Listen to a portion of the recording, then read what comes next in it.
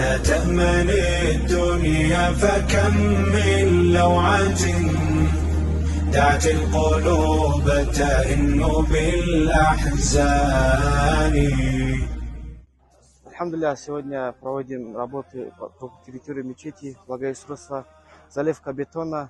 Пусть Аллах Та'аля доволен будет каждым участником, который пришел сюда, и воздаст тысячекратно.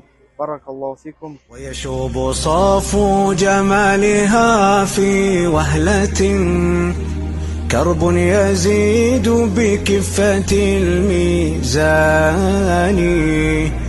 فاعمل لجنات بزاد واستزد فالموت يأتي دون ما استئذان. تمن الدنيا فكم من لوعة دعت القلوب تئن بالأحزان. تصفو الحياة ولا يغرك صفوها وقتا من العمر القصير الفاني.